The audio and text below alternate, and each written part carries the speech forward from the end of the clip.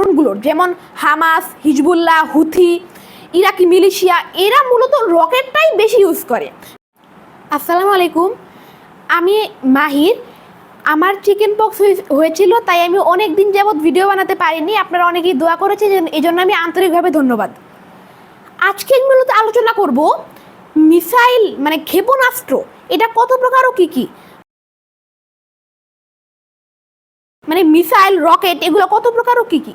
আগে বলে নেই, যারা প্রতিরক্ষা খাতে নিয়োজিত বা এই বিষয়ে পড়াশোনা করেছেন তারা আমার চেয়ে অনেক ভালো জানেন, কারণ এগুলো অনেক শ্রেণীবিভাগ আছে, হাইপারসনিক, এরকম ব্যালিস্টিক, আর অনেক কিছু আছে। এখন আমি সাধারণভাবে শ্রেণীবিভাগ করবো, এটা খুবই সাধারণভাবে। এটা বলতে গেলে সাধারণত গোনায় ধরে না কেউ, আরও গভীরে গিয়ে গোনায় ধরে আর কি। আচ্ছা, প্রধানত ক্ষেপণাস্ত্রকে দুই ভাগে ভাগ করা যায়, রকেট এবং মিসাইল। প্রথমে বলি রকেট বিষয়টা নিয়ে। রকেটগুলো সাধারণত বেশিরভাগ শক্তিশালী দেশ ব্যবহার করে না, এগুলো দুর্বল দেশ কিংবা সংগঠনগুলো ব্যবহার করে থাকে। সংগঠনগুলোর এগুলো প্রধান অস্ত্র, বিশেষ করে ইরান ভিত্তিক সংগঠনগুলোর, যেমন হামাস, হিজবুল্লাহ, হুথি, ইরাকি মিলিশিয়া, এরা মূলত রকেটটাই বেশি ইউজ করে। বিশেষ করে হামাস, এদের প্রধান অস্ত্র হলো রকেট। কিন্তু রকেট আসলে অতটা খতরনাক না। রকেট একটা বিল্ডিংয়ে আক্রমণ করলে এটা আসলে একটা তলা ভাঙতে পারে না, খালি ছাদে একটু ক্ষতি করে।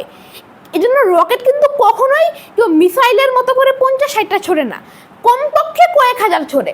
এখন দেখা যায় যে রকেট আসলে সাধারণত মূল অস্ত্র হিসেবে ব্যবহার করা হয় না, এটা শত্রুকে অন্যদিকে বিভ্রান্ত রাখার জন্য করা হয়, কিংবা মানে বড় সকল হামলার ক্ষেত্রে এটা শত্রুকে বিভ্রান্ত করার জন্য, ওইদিকে নজর রাখার জন্য করা হয়, পরে ভেতর দিয়ে অন্য মেন হামলাটা করা হয়ে থাকে।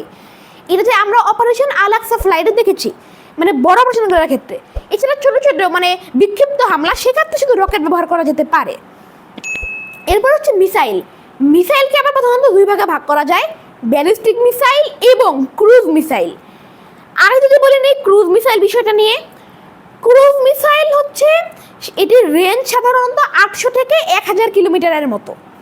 এটি ইরান থেকে ইসরায়েলে যেসব ক্ষেপণাস্ত্র ছোড়া হয় সেগুলোর বেশিরভাগই ক্রুজ মিসাইল। ক্রুজ মিসাইল প্রায় সকল ক্রুজ মিসাইলে নিয়ন্ত্রণ করা যায়।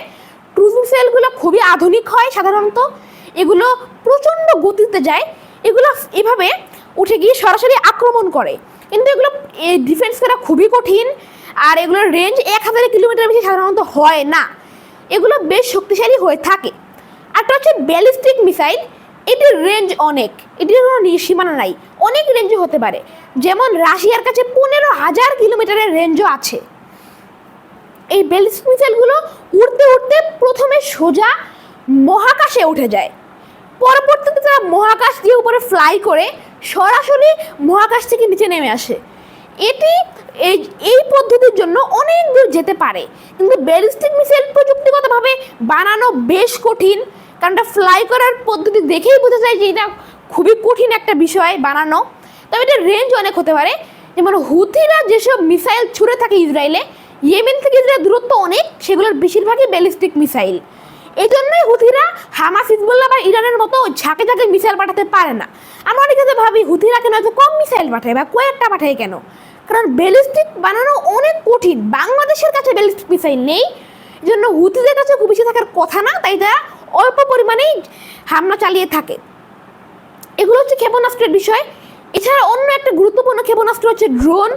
ড্রোনগুলো আসলে মূলত ছোটো একটা ক্ষেপণাস্ত্র, এগুলো মেন ক্ষেপণাস্ত্র না, তবু প্রসঙ্গের হিসেবে আমি ড্রোন সম্পর্কেও কিছু বলছি।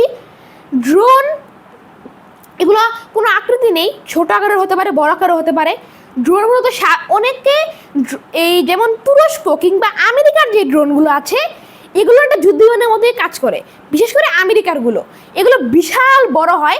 আসলে আমেরিকার ড্রোনগুলোর আর বিমানের মধ্যে পার্থক্য একটাই, ড্রোনে কোনো মানুষ থাকে না।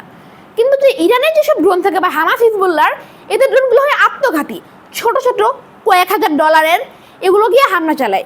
এখন এগুলো না রকেটের মতো, কিন্তু এগুলো খুবই কম খরচ হয়। এখন অনেক সময় দেখা যায় এটা মূলত কোনো বেশি ক্ষতি করার জন্য পাঠানো হয় না, মূলত প্রতিপক্ষের আর্থিক চাপ বাড়ানোর জন্য ড্রোন পাঠানো হয়। যাই হোক, আজকে মূলত ছিল মিসাইল নিয়ে, এটা আউট অফ সিলেবাস ড্রোন হয়ে গেছে। এই সবাইকে এটা শোনার জন্য ধন্যবাদ।